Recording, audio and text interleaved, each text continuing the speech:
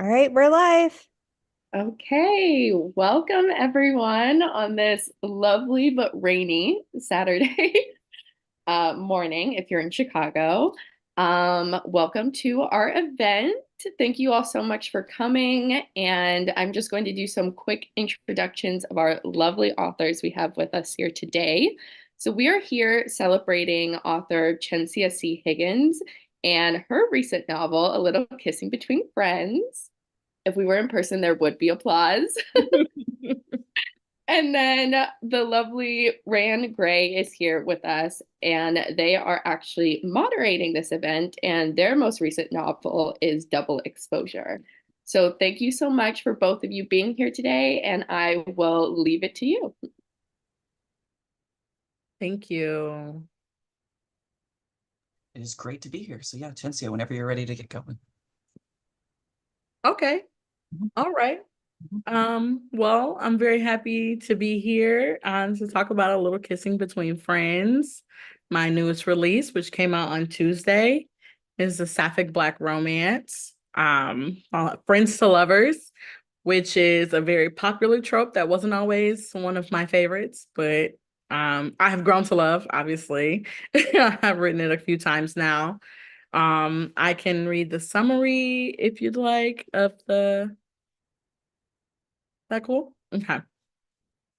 So A Little Kissing Between Friends. Music producer on the rise, Cinda Starr knows what she likes, from her sickening beats in the studio to the flirty femmes she fools around with. Her ever-rotating roster has never been a problem until her latest fling crashes with Juicy, her best friend and the most popular dancer at strip club Sanity. It makes Sin see Juicy in a different light, one with far fewer boundaries and a lot more kissing.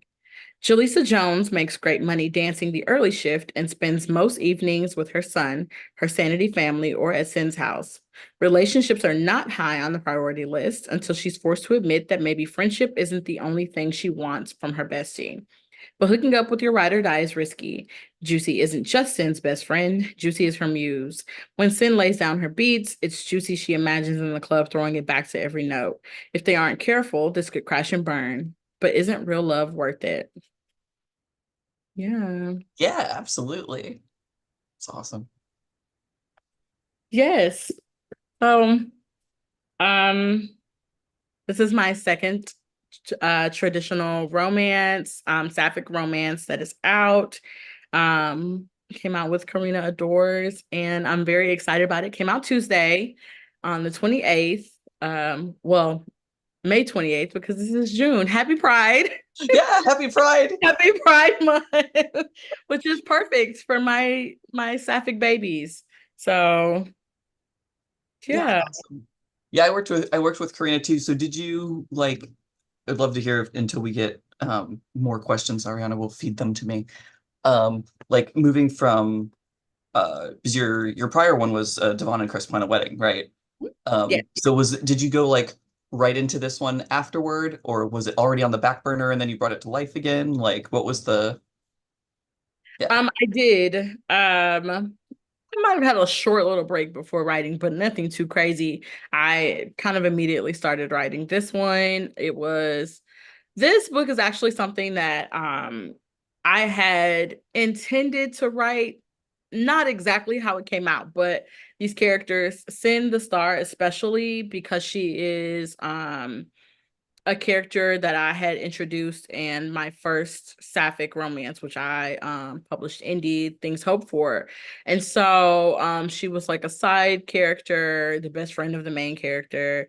And I knew I always wanted to like write her stories. Like, this girl's too funny. She needs she needs her own story. It's And her time. yeah. That's how it happens in romance, right? Every time you introduce, if somebody gets words on a page, oh, when are they getting a book? Yep.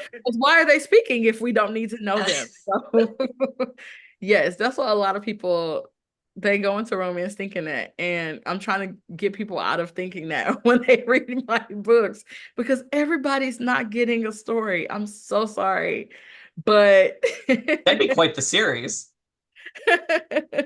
it it it just happens that way, especially in indie romance. I'm a hybrid author. I started writing indie, self-published, and I'm in the 8th year of my career. And so I became hybrid in year 6.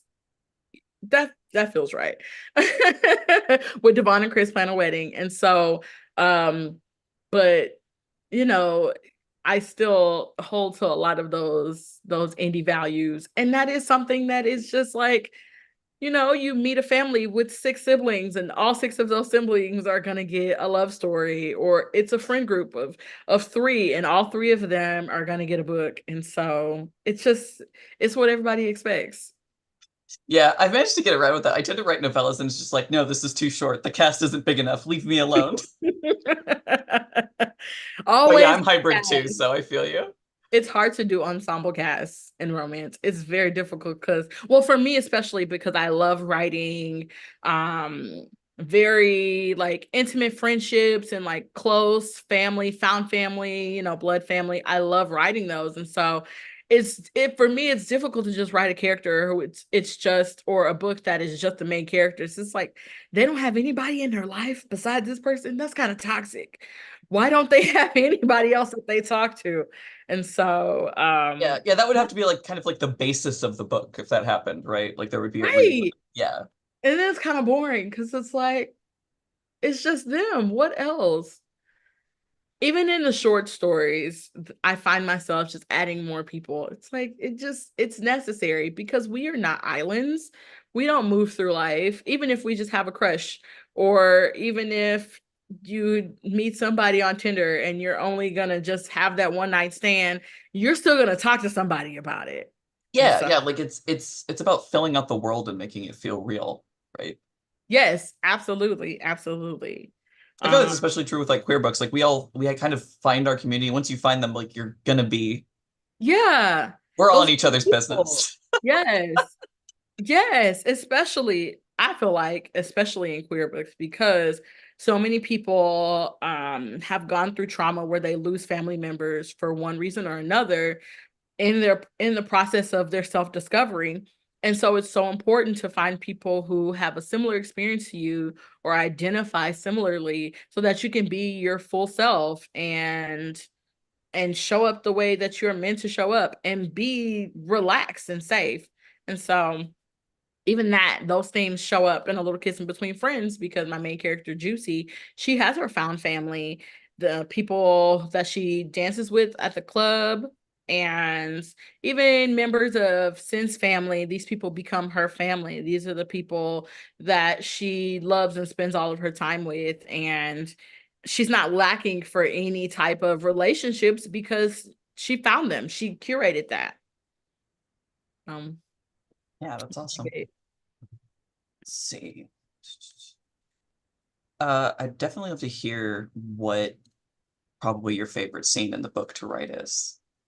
Like in that book, because there's always one. Maybe there's more than one, but every author has at least one. My favorite scene. What was my favorite scene in this book? Hmm. My my favorite scene is probably it's a scene that happens at the strip club.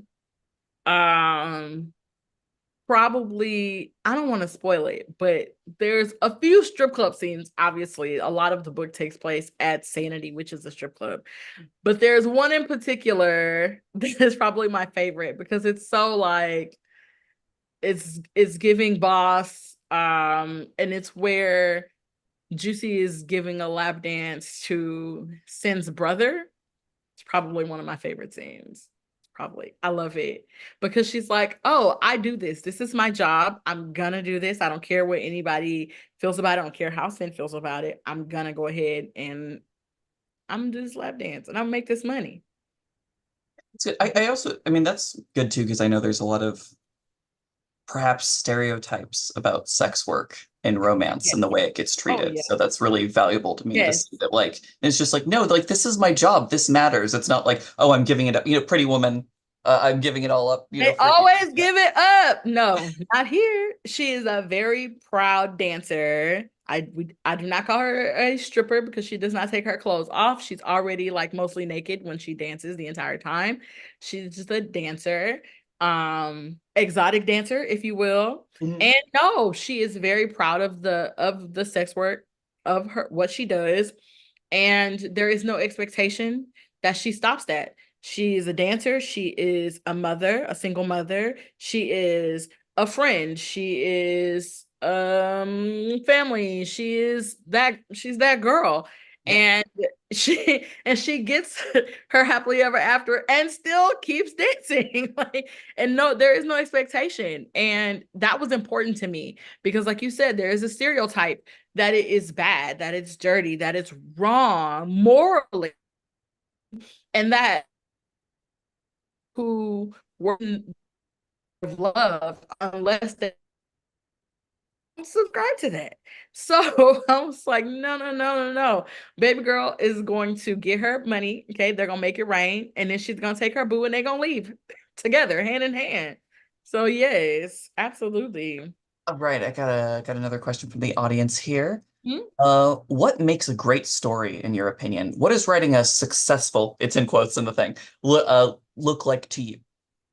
For me, writing a successful story for me. So this is this is a interesting question, or I guess the answer is always interesting because success is subjective.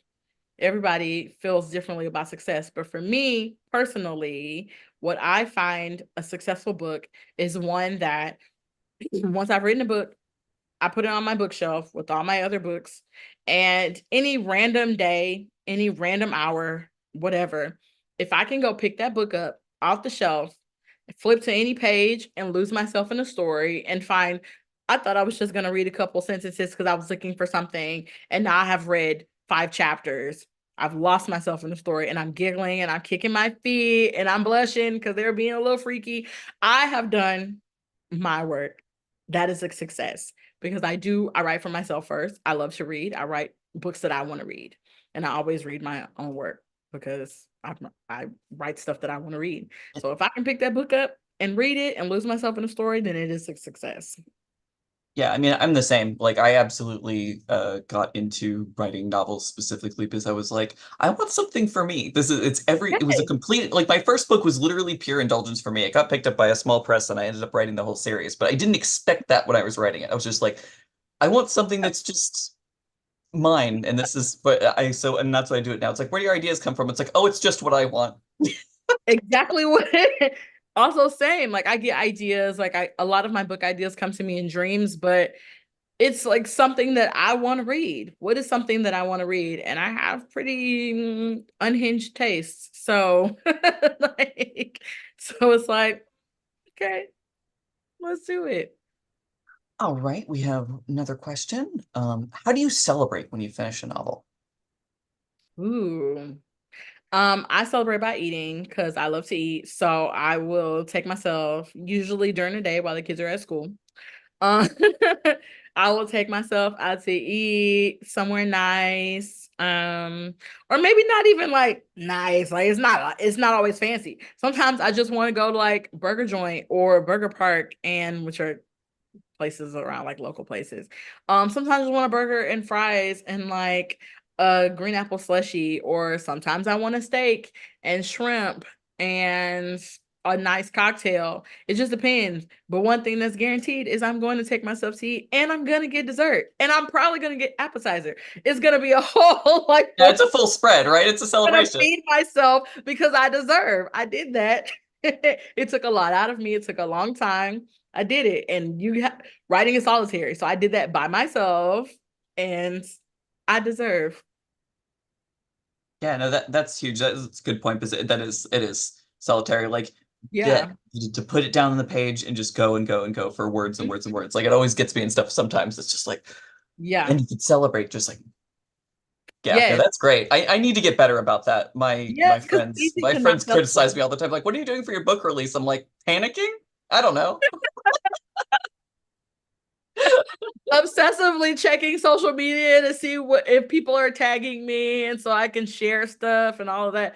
And then putting that away. And so I celebrated this time by going and having a drink. And then I went to a Chinese restaurant and had some amazing dumplings Ooh, and yeah, house fried rice. I mean, house fried noodles. So good. It was delicious. nice. All right, we got, let's see. Would love to know more about both of your writing styles. Do you come up with the plot first or the characters? Is there a character you connect with most? If you want to go ahead first. Hmm. Okay. Um, so it's not really like it's not the same for every story. So for some stories, the characters come to me first. For instance, with A Little Kissing Between Friends, I had Send a Star before I knew what her story was going to be because I had already written her, or I had already introduced her very briefly. So I knew she had a story. I just didn't know, what that was. But sometimes the plot comes to me and I'm like, whoa, what's going on here? This is a little crazy. What we got going on? Let's see. And then as the more I think about it, then the characters start to like come to me. It just really depends. Um, and then what was the second part of the question? Do you come up with the plot first or the characters? And then is there a character that you connect with the most? Is there a character that I connect with the most? And like all of the books that I've written, or just in this one particularly? I mean, it doesn't say, so I would probably say probably in A Little Kissing Between Friends, since we're already talking about Okay, that. let's do that one because I have a very extensive backlist. um, the character that I connect with the most in this book, probably Juicy. Simply because she's a badass single mom and she's fine, and I can relate to that. So, so that that's probably it. And she knows what she wants. She goes for it, and it's unapologetic, and I love that about her. Yeah, I'm the same with characters first. It's happened to me. It happened with Mhm. so Double Exposure, which is my romantic suspense. It's two art thieves Mhm. that used to be together and had a nasty breakup, and then they find out that they're trying to steal the same set of photos from a museum, so it gets competitive. Let's put that. That's like really my way to put that. And but it was absolutely a character first thing. Yeah. I was part of the Happily Ever After collective Patreon that used to be around. Oh, okay. Yeah, and they gave us I had enemies to lovers. And I Mm, wanted them to be real enemies, but it's hard with contemporary because it's all contemporary romance to make like enemies that aren't like, why are you two even near each other? And like someone isn't involved keeping you apart, or they're not enemies, they're just kind of mean neighbors, you know? So like I you right. was so like them being both like kind of like a high tier criminals kind of made it just like, no, they're enemies. Like, the morals are already a bit a little bit. Yeah. Um like this, but it was characters like I absolutely had the main character Jillian, she's the cat burglar of the group, and Sloane they're a con artist.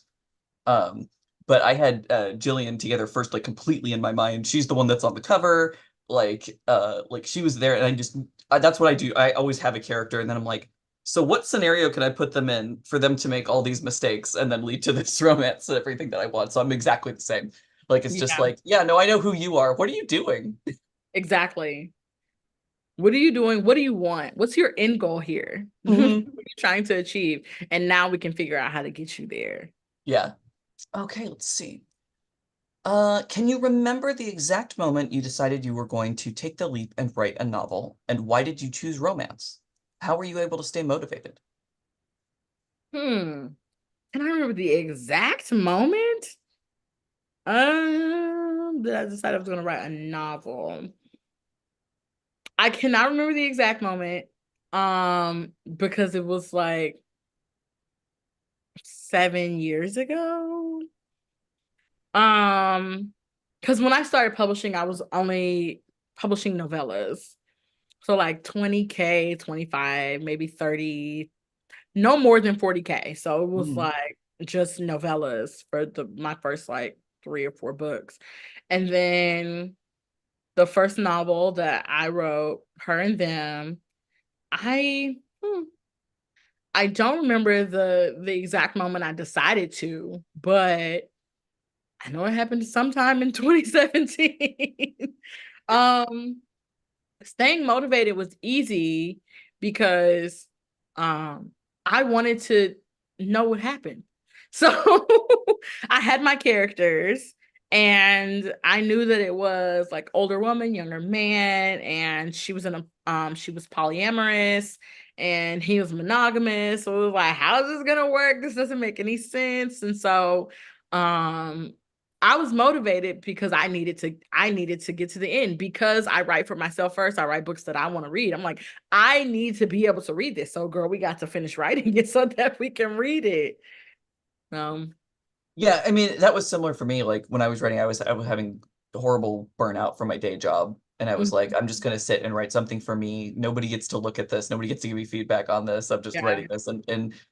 Um and I did the entire book and like the motivation was this is for me. I'm just indulging and enjoying myself. I wanted to tell the whole story and get to the end. So it was exactly the same. Uh, I didn't even think like, oh, this is going to be a novel or this is going to be a romance, but I was just like, this is the story I want. And it ended up being both a novel and a romance. So oh, well, I had already I had just decided that I was like I'm a romance author because I love writing about love. I love writing Black women being loved on unapologetically out loud, really obnoxiously. Like I love it so much. So like anything I write, whether it is fantasy, paranormal, like horror, suspense, which I don't write all of those, but the point is that no matter what, it's gonna be romance first.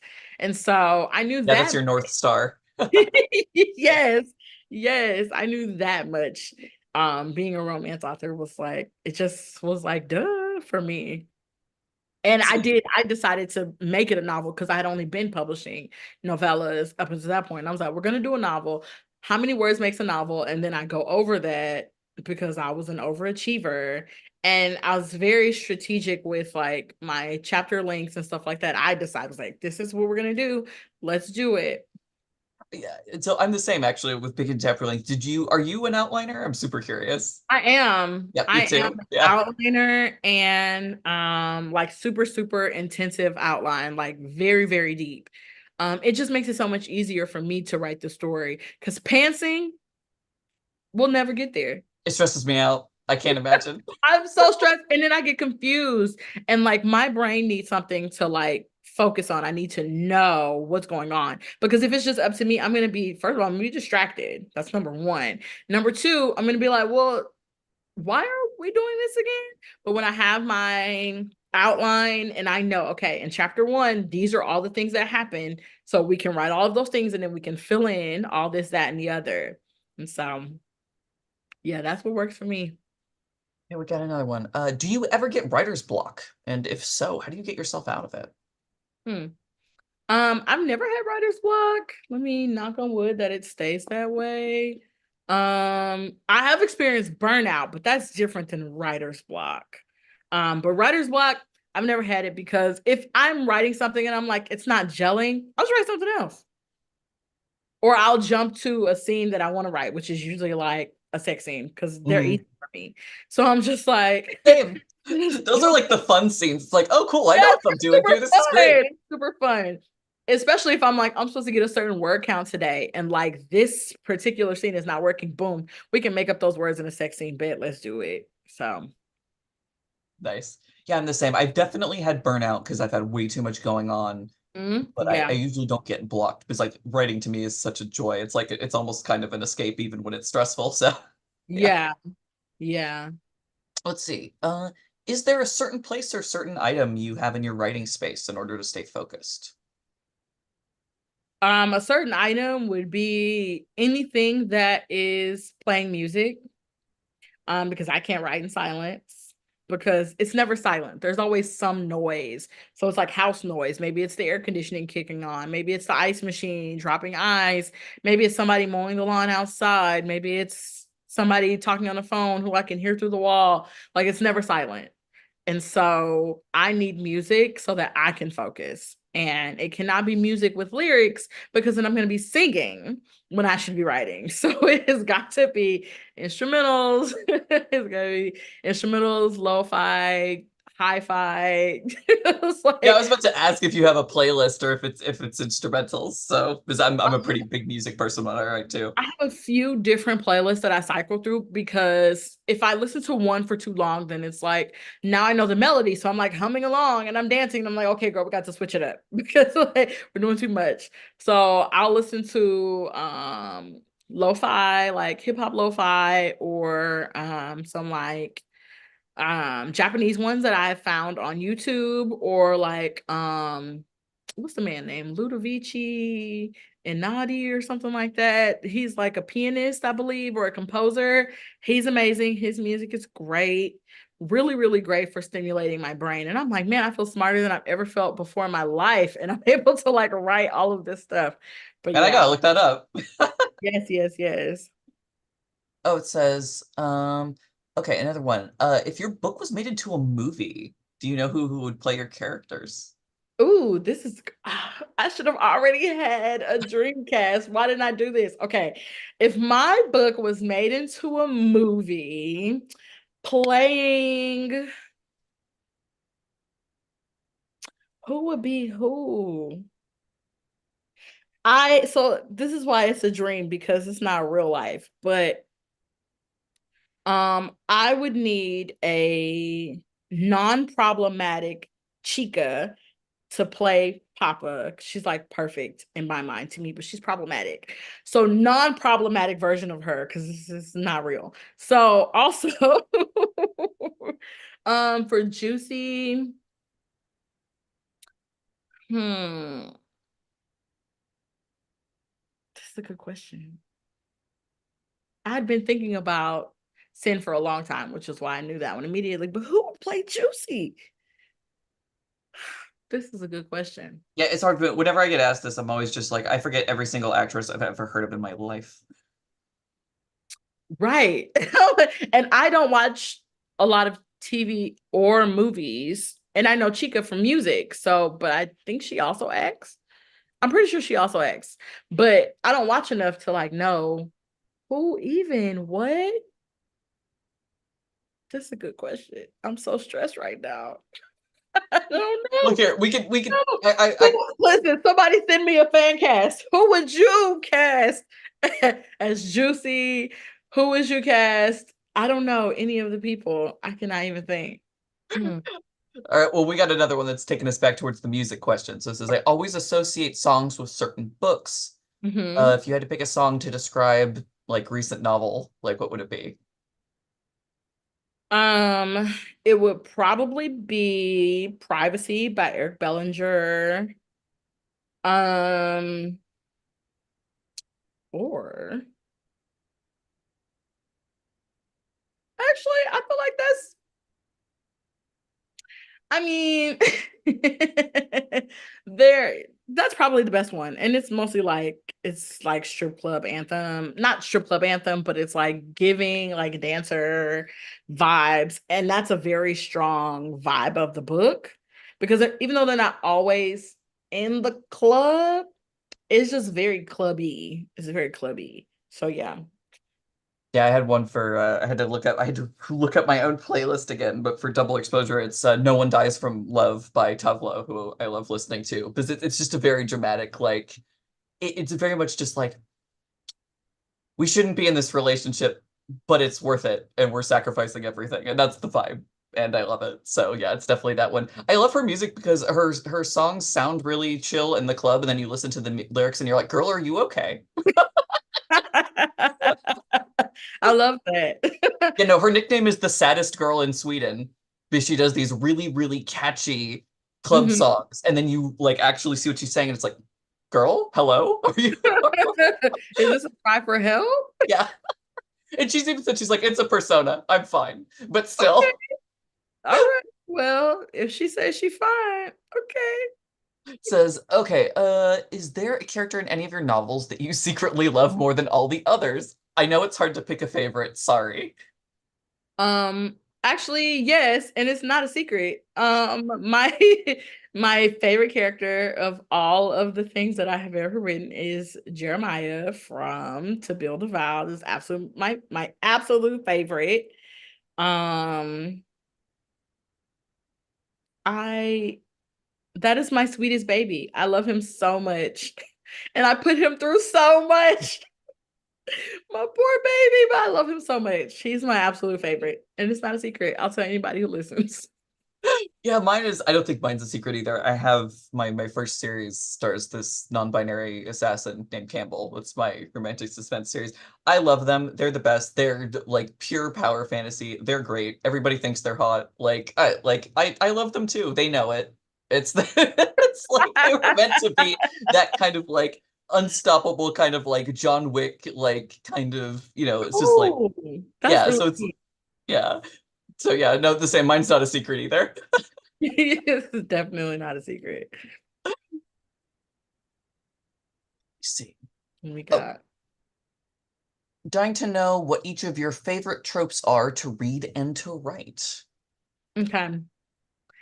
My favorite trope to read, tropes are marriage of convenience, forced proximity. Oh, that's a good one. Yes. I love a good forced proximity, especially if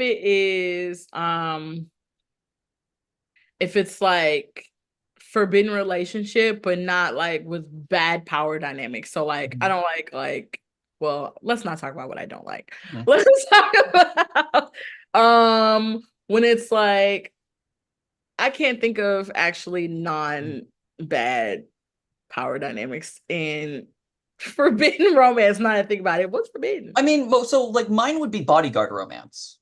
Okay. So Okay. like there's I somewhat like of a that. Is dynamic, that but it's not like, you know what I mean? is that forbidden? I mean, you're definitely not supposed to sleep with your principal. Well, okay, I'll give you that. I'll give you that. I'll give you that. So I feel Um, like that's a little bit more like there's not one huge mhm. dynamic over another. My favorite to write is probably what is my favorite to write? Is insta love a trope? So, yeah. Okay, if insta love is a trope, that is my favorite thing to write because I absolutely love strangers meeting and being like, "Am I in love with you?" And we've had 5 minutes of conversation. Are we going to be together forever? That's my favorite thing to write. Absolute favorite. I love it so much. Yeah, mine, let's see. I already gave away one of my favorites to write and read is I love bodyguard romance. Like it can be anything too. It can be like Night Queen, it can be like, like modern day, it can be like I like that in like every single variant. Nice. I'm supposed to protect you, and that's supposed to be my focus, but I've been next to you for so long I'm falling in love. Like, Yes. oh, I love that. yeah, that's a huge one for me. I love that. I love And then that. I love an age gap. Okay. I like age gap because I like older woman, younger man.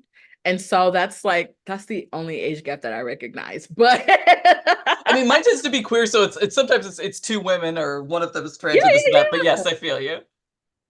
Let's see. Can you tell us about your journey into the world of romance? Were you secretly reading really spicy novels as a kid, like the rest of us? absolutely.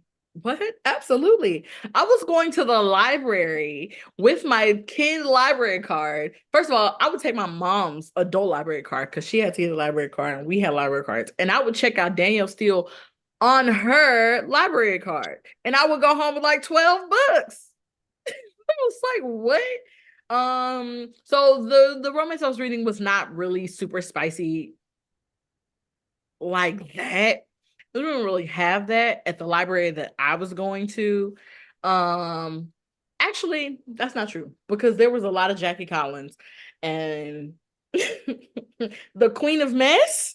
Oh, it was some spice in there. It was absolutely. Danielle Still was not very spicy. Very emotional, very intense. And that's really where I cut my teeth on I like real heavy emotions with Danielle Steele because baby, she took them people through every single book. She took them through hell. She took them through hell, and I grew up reading that, thinking, "Oh well, they're supposed to." just have all of this tragedy before they can get to the love. Yeah, this is how love works, right? This is what they do. But Jackie wasn't doing that. So I was like, well, okay, all right. See, So I read a lot of Spice by accident because I was like becoming a teenager right when a lot of the paranormal romance that was like really spicy kicked okay. off. And here's the thing though, YA wasn't a category yet. So it was in the teen section of the library, even though it probably shouldn't have been. Mm. So I was reading a lot of like we're talking about like Laurel K. Hamilton's first books in like the early days was in just the teen section of Not the the library. kids. Because again, like there was no Yeah. YA section. Yeah. It wasn't a thing yet. So It like was they were just like, it was yeah, the teenagers like what, vampires? Sure. yeah. This is fantastical. Only kids would be into this. So yeah, I read a lot of extremely spicy paranormal romance because it got shelved and there was no. Yeah. Shout out to the YA category now. And it's actually like, oh no, this is your age range, not that. Sorry. Exactly. Okay, let's see. Have you ever written a scene and while writing it thought this is going to destroy my readers? If so, what scene was that? Yeah. I've written a few actually. Um, I to not give any spoilers, I'm not gonna talk about Little Kissing Between Friends. Let's talk about let's see. I've written a few. In To Build a Vow with my baby, Jeremiah Hawkins. Okay. There was a scene where he runs into his ex-girlfriend at the gas station and he is on his knees in the rain, very old school Jodeci, Boyz II Men, begging, please, baby, please, baby, baby, baby, please, please, I'll do whatever you want. Take me back. Come home. The kids miss you. And she walked away from that man. I was like, they gonna hate me so much. I was bawling, crying, boo-hooing when I wrote it. And I was like, they're gonna hate me. It's gonna tear them up. So, You know it's good when you get a little emotional yourself, because at least it's been in my experience that if I get emotional writing a scene, it usually hits a reader like 10 times worse. Because if it's enough that like while I'm like trying to focus on the prose or whatever, I'm like, wow, I'm like really feeling it. That means when they read it, it's gonna be like it's just gonna be an apocalyptic kind of emotional. yeah, absolutely. Absolutely. That's how I felt with a scene that I wrote in Devon and Chris, and the scene where Devon comes out was a very emotional scene for me while writing it. I was crying. And then the book came out and I had so many people telling me how they were like, I was so startled by this scene because it had been so like bubbly and happy, and then it got here and now I'm crying in the club. And I was like, sorry. Oh, yeah. Alrighty, let's see. Where do you draw inspiration from your for your books from? Are there any that are just a little bit based off anyone you know in real life? Is there anything I don't think I've written anything that's based off of real people that I know in real life, or even celebrities, because I don't. I get inspiration from literally everywhere, literally everywhere. I was at the grocery store one time and there was a couple. This is why I don't go to Walmart, because it's very ghetto in there. I was at Walmart and it was a couple arguing. And in my mind, I'm like, this could be this would be a scene where they're arguing and then somebody is like, oh, you're not treating your girl right. I'm gonna take her. It's like literally inspiration from anywhere. I'm inspired a lot by music. I can hear a song and a story can start to form. And a lot of like I said, a lot of my story ideas come to me in dreams, but that's like, you know, when you're in REM, you don't know where the influence is from. You just get these crazy dreams. You're like, what in the world was that? And then your mom's like, you shouldn't have ate that chocolate before bed. And it's like, lady, it was not the chocolate. And now I have to go write it down. Right. Well, I'm very good at doing voice memos when I wake up, like immediately doing a voice memo or typing it out. I used to handwrite everything, and so I used to keep a composition notebook by my bed. And so I would wake up and just like start writing my dream down. I've always had a dream journal since I was like elementary and middle school. And so I've always like just recorded my dreams. And then as I got older, it was like, wait, is this a book?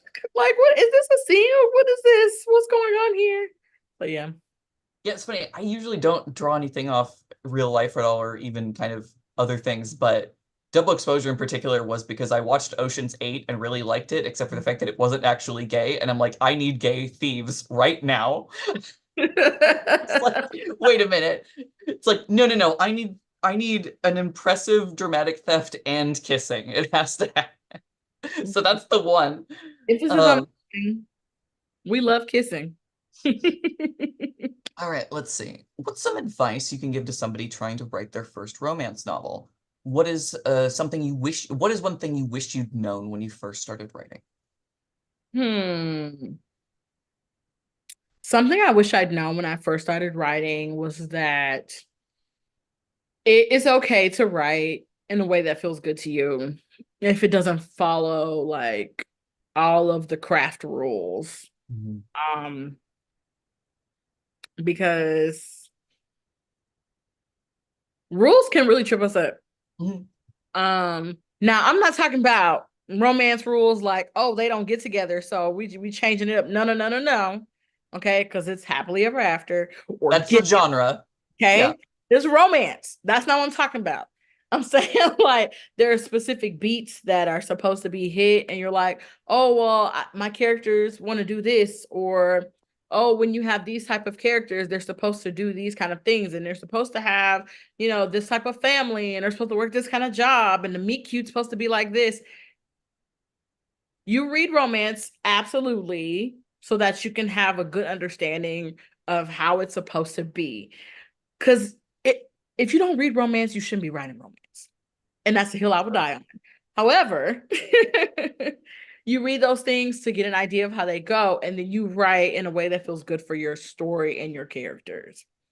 And that's something I wish somebody would have told me, but nobody was telling me anything about romance. I just jumped in and I was like, this feels right. Let's do it. Yeah, I ran into that with Double Exposure because since it's a second chance romance, since they used to be together, there's the stereotypical beat of like the third act breakup or whatever. I'm like, they're already broken up. Right. So like I had to think about, it's just like, what is this going to be? And it's more like it's their final blow up fight and then they admit their feelings. It's like it was more of a third act, oh no, we're on the same side. Like I couldn't even do it the same because it's like they already had like they start the book broken up. So even like trying to like track the kind of progress on my mind, it's like you can't just do that again. That'd be silly.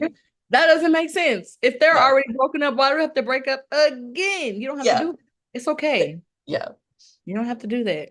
Nope. As long as you got that HEA in there, you can get to it any way you want. Hello. Okay. Is there a certain quote in any of your books that you knew would be an instant hit with your readers?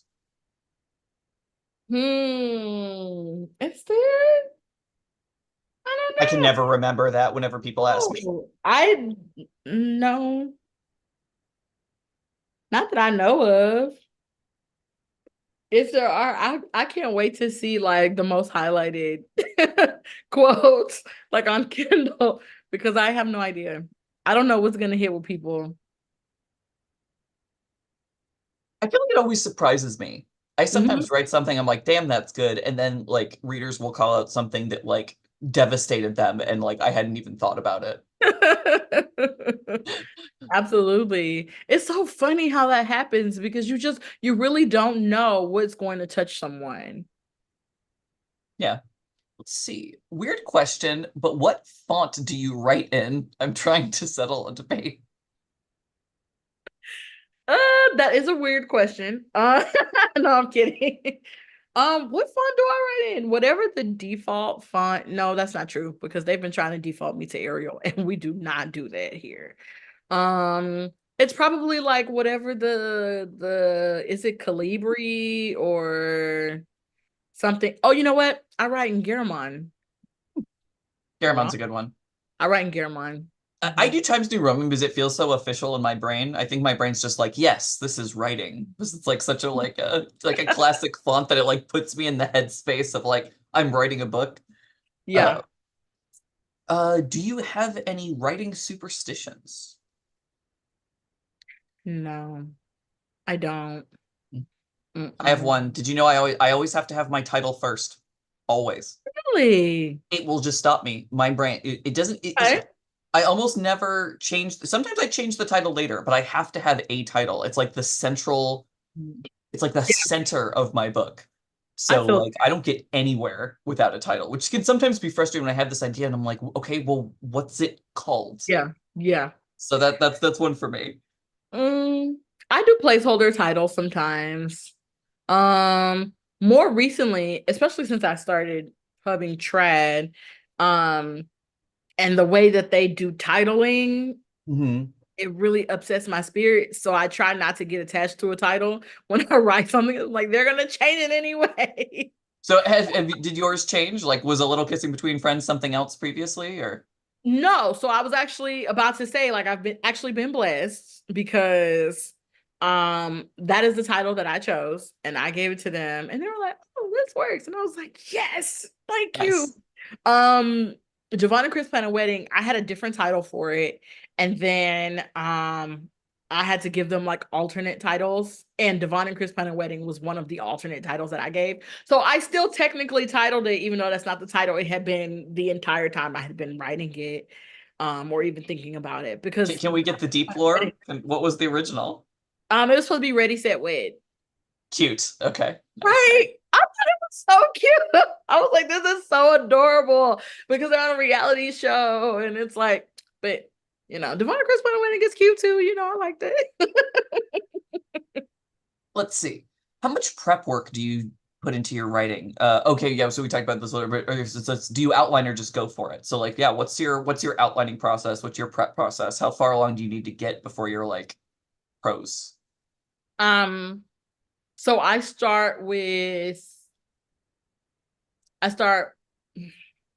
so I do like character interviews. Actually, probably first thing I do is like create a little section in my like book almanac with like all of my book details. So I'm like, okay, this is the book. I have a sheet. Where is it taking place? Everything I write takes place in Houston, but we still have to put it on a sheet because it has to be. It's a part of the process. Where is it taking place? Is this a novel or a novella? So like what kind of word count are we looking at here? What tropes are we like? Are we doing tropes or are we just free writing and see what happened? Who are my main characters? And then once I figure out who my main characters are, well, I figure out like what's the plot, what's the storyline here, who my main characters are, I do character interviews. And so I do like a little, not too deep of a dive, but do my interviews with my characters to figure out who they are, what is their take on love, are they close to their family or not? Because that has a lot to do with the type of relationship they're going to end up having. What do they do for a living? What do they look like? Um, that kind of stuff. So I do my little fact sheet of the book that I'm going to be writing. I put my details into my almanac. I do my character interviews, and then I jump into my outline. Um, my significantly intensive like outline, like super, super, super deep in there. When I was indie, well, no. So the thing is, I have to completely finish my outline before I can start writing. Because if I only do like, let's say I've decided this book is gonna have 20 chapters, whatever. If I get to like chapter 12 and I'm like, okay, we're gonna start writing. Once I get to chapter 12, I cannot keep going. I can't do it because we don't know what happens next, girl. And it doesn't matter if I've already been writing and it's like I'm in the flow. It's like, no, no, no, no, no. We can't just make it up. That's crazy. So I have to do like a complete outline of like every chapter. Now, while I'm in there, I can absolutely go in and change some stuff around and like switch some details. I can take some stuff out, add some stuff, but I have to have that foundation of outline. And if I do not, the writing is going to suffer. Yeah, it's the same because like sometimes I hear about I have friends who are kind of pantsers like, oh, I had to try to get this book off the ground 5 times before it happened. I'm like, that sounds miserable. Which is like, and sometimes it's their process and it totally works. But for me, like I outline of it, so it's just like I see like the holes and the Yeah. problems. If I'm writing at the story, I'm like, wait a minute, I'll get to like chapter 6 or whatever. I'm like, wait, how did they get here? Then I Right. can go back and do that. Like if I've already put down like 30,000 words, I'd feel so bad. I'm like, no, no, no, I don't want to throw that away. Can't do it. Can't do it. I had that with one book where I did a very half-ass outline and I started writing and then I hit a wall and I was like, what? And I go to my outline and I'm like, well, it's not done. This is why I'm struggling. I can't do that. I can't. We can't just like, that's why I'm not a pantser. I cannot fly by the seat of my pants. First of all, I'm too heavy. There's no flying that's gonna happen. So it's like, no, no, no, no, Yeah, no. I'm always impressed with people who can. I'm like, no, my brain doesn't work that way. I'll just I love freeze. that for thee, but not for Yeah. me. Let's see. Is there a difference between a writer and an author to you? um, I mean, anybody can be a writer. An author is just someone who's been published, I believe. To me, I think. Yeah, I feel And the same way. publishing whatever publishing way. So, like, if you've published on Substack, you've published on Medium, you published on a blog, you're an author, baby. You've been publishing. Yeah, I mean, to me, it's like if I see it, is that somebody, if you want to be an author, like if you're writing and Yeah. it's just kind of like for yourself, and like you're obviously still a writer no matter what. But like if you are publishing or have chosen to publish, then that's kind of the difference because you want to be published, I guess. It's like a desire thing. I don't know. That's an interesting question. Yeah. Uh, what risks have you taken with your writing that have paid off? Um, I a risk for me is that I literally just write whatever comes to my brain without wondering, is it a part of the brand? Because my brand is no brand, so like I don't write the same book twice. I Whatever unhinged like love story idea comes to my mind, I write it. And I feel like that is a huge risk because a lot of people perhaps don't feel like that they can do that. If you have published 20 books and they all have a similar type of formula and they're all incredibly successful, you may not feel like, okay, I can Hmm. write something that's completely off the wall because that's not what your readers expect of you. But because I started as indie and I had a very small readership, I was really just publishing out into the void, writing whatever I wanted to, and I didn't have to worry about anything because it's like that's what I want to do. And so people who have been reading me since the beginning, they're used to that. So when they get a book that's like, okay, it's very cute and fun and lighthearted and beautiful, like Devon and Chris, and then get to a little kissing between friends, and they're like, hold on, these people are they're doing some things that I was not expecting coming from here. Or people who read Devon and Chris Plan a Wedding and then went to An Illicit Seduction, which is a book that I wrote about a sex demon who is an incubus. So Nice. and they were like, whoa, whiplash, because how did we get from here to here? And I was like, it's here, baby. I write literally whatever I want. So that is the risk for me. And I feel like it has paid off. Yeah, I mean, I'm in the same way. Like, I started off writing exclusively romantic suspense, and then I finished that series, and my brain went fantasy, and I'm like, sure. And Why I'm not? like 3 books into that series, but I'm sure that there are people. And then I had the one paranormal romance that I did with Harlequin, and I'm sure some people are just like, "What's the brand here?" And it's, I like it. That's the brand. Exactly. Because I also did paranormal. I wrote about werewolves in West Texas and then turned right around after that and like and then wrote a beautiful love story about a girl who stepped on her glasses and a man had to help her. Like, yes. See, do you feel excited when you start writing another novel, or do you get to the point where you're like, oh, I'm so ready to be done with this? Um, so both. I get excited when I'm about to start something new, and then eventually I'm like, I'm ready to be done because it takes a lot of energy, it takes a lot of time in writing. And depending on, how many rounds of editing you're doing, you can absolutely be like, I'm tired of these characters, I'm tired of this story, I'm over it. So both. But I get very excited when I'm starting something new. Super excited. For me, I'm starting ready. is always the hardest. Once I'm in it, I'm like having a great time, and when I get towards the end, I get this huge rush of energy, like, oh, I'm almost done. But so Almost for me, I done. just like getting the kind of like getting it, just like, okay, we got to get the car moving, pushing in the back. It's just like Yeah. once it's Yeah. going, I'm great. Yes, absolutely. Yeah, I definitely feel that. Ooh, that I'm almost done. That elation is like, ooh, Yes. okay, you get that extra push of adrenaline for I mean, sure. that's what happens to me, but some people are like, oh, finishing is so hard. And for me, it's just like, no, no, no. I'll just sit in my chair for like 6 hours. If I know I'm close, I'm just like, I'm gonna go until I get there. Yeah. Let's wrap this up. Yeah.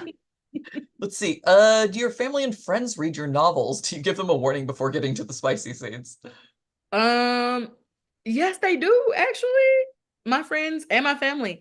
When I found out that my mom was reading my books, I was like, "Lady, who told you you could do that? Who told you?" And I explicitly told her, I was like, okay, since I cannot control you, you can do what you want. Read everything, but do not read an illicit seduction. And thankfully, she listened. Now, parents are very hard headed, but so far, she has listened and not read that. I am nervous for the day that she decides to stop listening.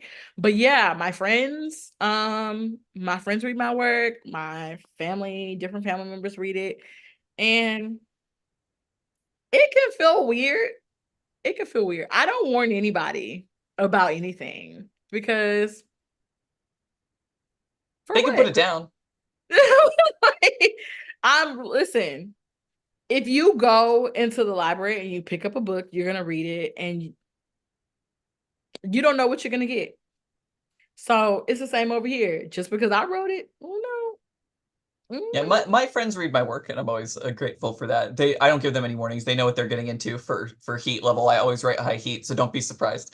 But my mom, who she does self-publish historical romance.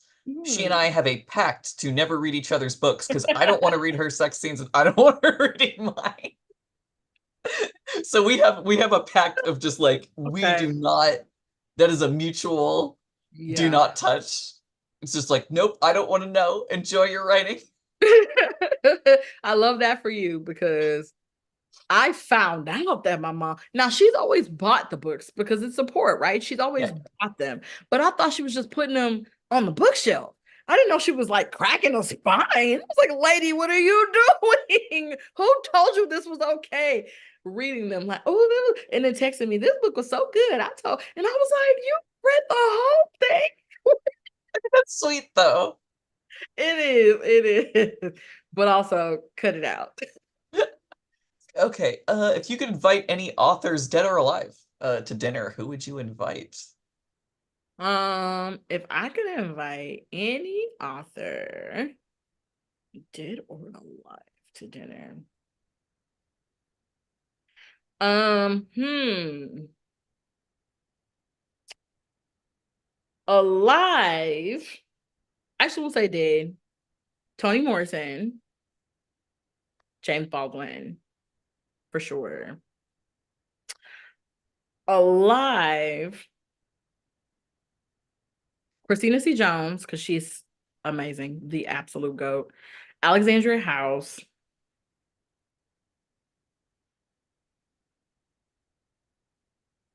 Who else would I want to have dinner with? This is off the top of my head. That's all. You This got is the one four. You're question. good. That was it. Okay. Yeah, you got it. That's four people off the top of my head. That's what I got.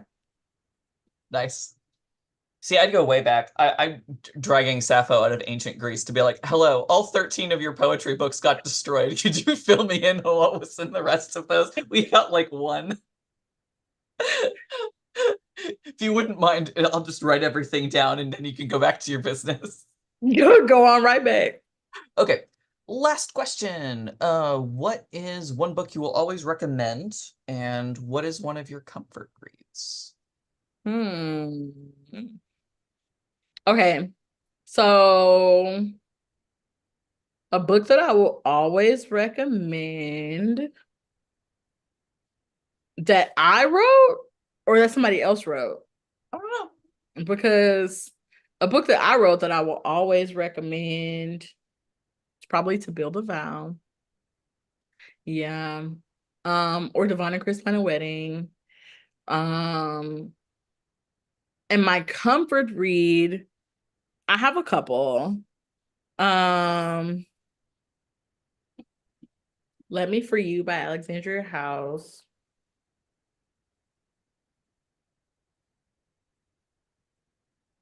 That's just the most recent in my mind because I literally just talked about this a couple days ago on another interview, another talk. I was like at the forefront of my mind.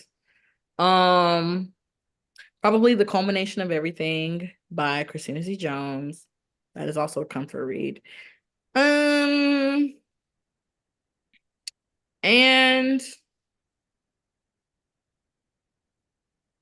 okay, that's it. Nice. We had a good amount of questions. That's good. That's good Yeah. answers. We're at our, oh yeah, it's exactly 12:59. Hi, oh, hello, and Ariana's back. Hi. Hi. Ended right on time. That was perfect. Well, thank you so much, everyone, for coming. That was, I have to say, an amazing conversation. I was cracking up the entire time off video. Thank you again, everyone, for showing up, and thank you to both of our lovely authors. We hope to have you again sometime. Yeah. Happy Yes, Pride. thank you.